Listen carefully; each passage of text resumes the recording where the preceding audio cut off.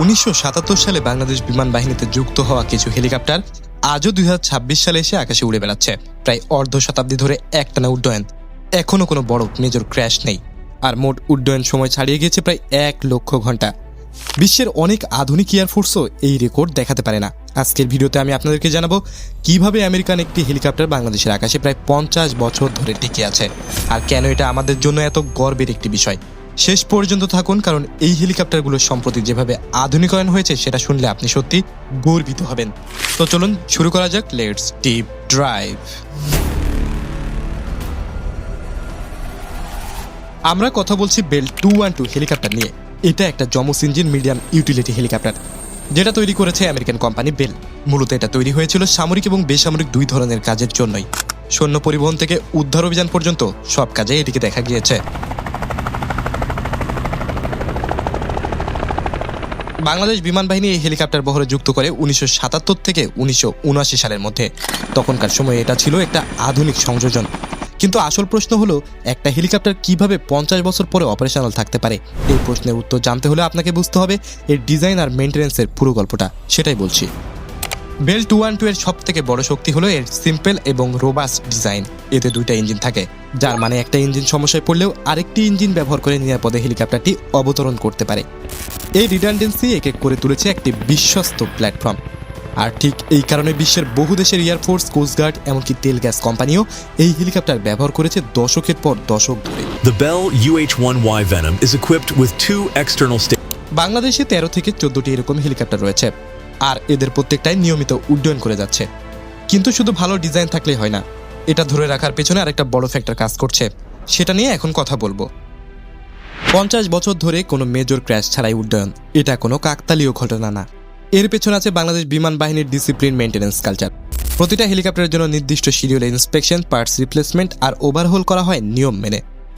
টেকনিশিয়ানরা বছরের পর বছর ধরে এই একই প্ল্যাটফর্মের সাথে কাজ করে করে এমন দক্ষতা অর্জন করেছে যে এখন এটা প্রায় তাদের হাতের তালুর মতো চেনা একটা মেশিন।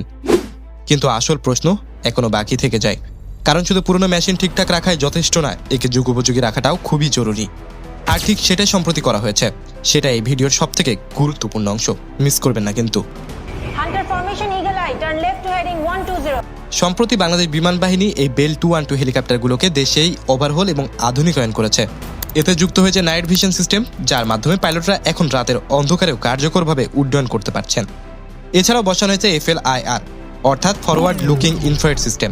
এই প্রযুক্তির মাধ্যমে তাপের ভিত্তিতে বস্তু শনাক্ত করা যায়, যা রিকগনাইজেশন আর সার্চ অ্যান্ড রেস্কিউ মিশনের জন্য অত্যন্ত গুরুত্বপূর্ণ ভূমিকাও পালন করে এসেছে। তাহলে এখন ভাবুন তো, একটা প্রায় 5 দশক পুরনো এয়ারফ্রেমে বসানো হচ্ছে এমন প্রযুক্তি যেটা আধুনিক সামরিক অপারেশনের জন্য মূল ভিত্তি। এটা বাংলাদেশ বিমান বাহিনীর নিজস্ব দক্ষতার প্রমাণ। কিন্তু আধুনিকায়নের গল্প এখানেই শেষ হচ্ছে না, বরং সব থেকে গুরুত্বপূর্ণ অংশটা এখনো বলিনি। এই হেলিকপ্টারগুলোতে যুক্ত করা হয়েছে semi digital glass cockpit system. পুরনো অ্যানালগ ডায়াল এবং গেজের জায়গায় এখন এসেছেন ডিজিটাল ডিসপ্লে, যেখানে পাইলট একসাথে অনেক বেশি তথ্য পরিষ্কারভাবে দেখতে পারেন। এতে পাইলটদের ওয়ার্কলোড কমে, সিদ্ধান্ত নেওয়া আরও বেশি সহজ হয়ে যায়, আর অপারেশনাল সেফটি অনেক গুণ বেড়ে যায়।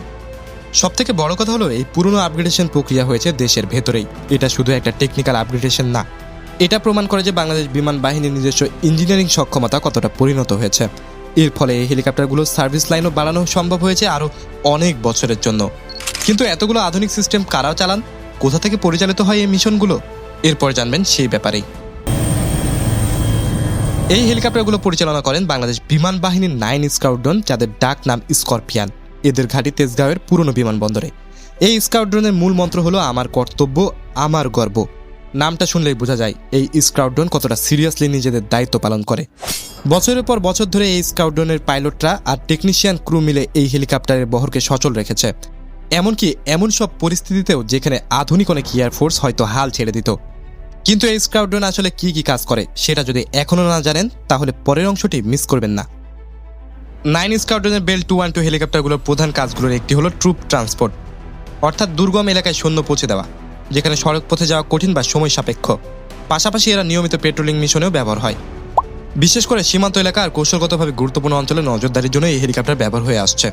এই ধরনের মিশনে হেলিকপ্টারের নির্ভরযোগ্যতা অত্যন্ত গুরুত্বপূর্ণ, কারণ একটা ব্যর্থ মিশন মানে শুধু সময়ের অপচয় না, বরং নিরাপত্তা ঝুঁকিও।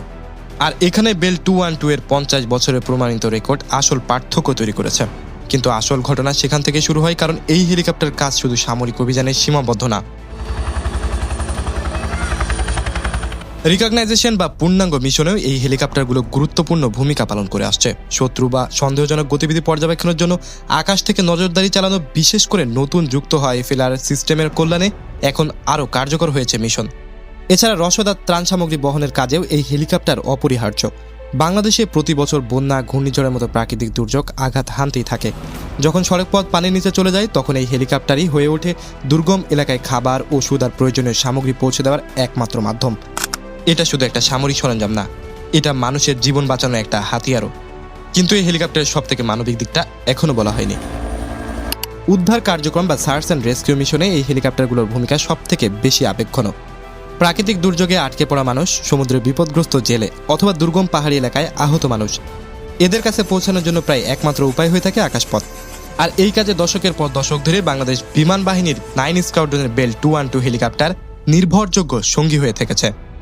দেশের ভেতরে তো বটেই, বিভিন্ন আন্তর্জাতিক শান্তিরক্ষা মিশনেও বাংলাদেশের এই ধরনের হেলিকপ্টার ব্যবহার করে বিশ্বব্যাপী সুনাম অর্জন করেছে। এরপর যেটা বলবো সেটা অবশ্যই আপনার শোনা দরকার। এরপরে আমি আপনাদেরকে জানাবো এই 50 বছরের রেকর্ড এত বিরল একটা অর্জন কেন বাংলাদেশের জন্য। একটা হেলিকপ্টার প্ল্যাটফর্মকে 50 বছর ধরে অপারেশনাল রাখা, তাও আবার কোনো মেজর ক্র্যাশ ছাড়া, এটা বৈদেশিক মানদণ্ডে একটা বিরল অর্জন। বিশ্বের বহু দেশ পুরনো এয়ারক্রাফট বহরে ধরে রাখতে গিয়ে হয় স্পেয়ার পার্টসের অভাবে ভোগে, নয়তো টেকনিক্যাল দক্ষতার অভাবে বহরকে গ্রাউন্ডে রাখতে বাধ্য হয়। কিন্তু বাংলাদেশ বিমান বাহিনী উল্টো পথে হেঁটেছে। তারা পুরনো প্ল্যাটফর্মকে শুধু টিকিয়ে রাখেনি, বরং একে ধাপে ধাপে আধুনিক প্রযুক্তি দিয়ে সমৃদ্ধ করেছে। এটা একটা স্পষ্ট বার্তা দেয় যে সীমিত বাজেটের সম্পদ নিয়োগ, সঠিক পরিকল্পনা আর নিষ্ঠা থাকলে দীর্ঘমেয়াদী সক্ষমতা তৈরি করা সম্ভব। কিন্তু এই গল্পের সবথেকে গুরুত্বপূর্ণ অংশ, অর্থাৎ 1 লক্ষ ঘন্টার সে মাইল ফলক নিয়ে এখনও বিস্তারিত বলা বাকি। 1 লক্ষ ঘন্টা উড্ডয়ন, সংখ্যাটা শুনতে সহজ মনে হলেও বাস্তবে এটা একটা অবিশ্বাস্য অর্জন। এটাকে যদি হিসাব করেন তাহলে দেখা যাবে এটা প্রায় 11 বছরের সমান অবিচ্ছেদ্য উড্ডয়ন সময়, যদি একটানা 24 ঘন্টা করে হিসাব করা হয়। বাস্তবে অবশ্যই এই ঘন্টাগুলো জমা হয়েছে হাজারো আলাদা আলাদা মিশনের মধ্য দিয়ে বছরের পর বছর ধরে। প্রতিটা ফ্লাইট আওয়ার মানে একটা সফল টেক অফ, একটা সফল অবতরণ, আর মাঝখানে নিখুঁতভাবে সম্পন্ন হয় একটা মিশন। এই সংখ্যার পেছনে আছে শত শত পাইলট, টেকনিশিয়ান আর গ্রাউন্ড ক্রুর অক্লান্ত পরিশ্রম, যাদের নাম হয়তো কখনো খবরের শিরোনামে আসেনি, কিন্তু তাদের এই নীরব অবদানই আজকের এই গর্বের ইতিহাস তৈরি করেছে। এই 50 বছরের সাফল্যের কৃতিত্ব শুধু একটা হেলিকপ্টার ডিজাইনের না, এর পেছনে আছে বাংলাদেশ বিমান বাহিনীর প্রতিটা প্রজন্মের পাইলট, ইঞ্জিনিয়ার আর টেকনিশিয়ানদের অবদান, যারা 1977 সালে প্রথমে এই হেলিকপ্টার উড়ানো শিখেছিলেন। তাদের কাছ থেকে জ্ঞান হস্তান্তরিত হয়েছে পরবর্তী প্রজন্মের কাছে, আর এভাবেই এই দক্ষতা টিকে আছে আজকের দিন পর্যন্ত।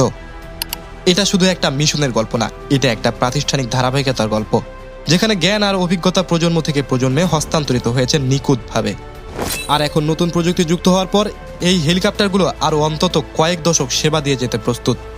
বেল 212 এর এই গল্পটা আসলে বাংলাদেশ বিমান বাহিনীর সামগ্রিক সক্ষমতার একটা প্রতিচ্ছবি।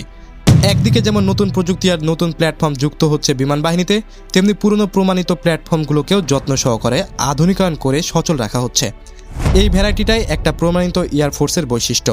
50 বছর ধরে নিরাপদে উড্ডয়ন, 1 লক্ষ ঘন্টার রেকর্ড আর সাম্প্রতিক আধুনিকায়ন, এই তিনটা মিলিয়ে তৈরি হয়েছে এমন একটা গল্প যা সত্যি গর্ব করার মতো।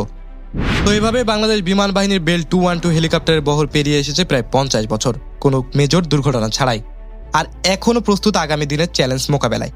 9 স্কোয়াড্রন স্করপিয়নের এই নিরলস পরিশ্রম আর নিষ্ঠার জন্য তারা প্রাপ্য সব সম্মানের। আপনার কেমন লাগলো এই ইতিহাস জানতে নিচে কমেন্টে জানান। ভিডিওটি ভালো লাগলে লাইক, শেয়ার অবশ্যই করবেন, আর চ্যানেলটি সাবস্ক্রাইব করে রাখুন, কারণ সামনে আরও এরকম বাংলাদেশ বিমান বাহিনীর গর্বের গল্প নিয়ে আসছি। দেখা হবে পরের ভিডিওতে। Proud of you BAF, keep it up.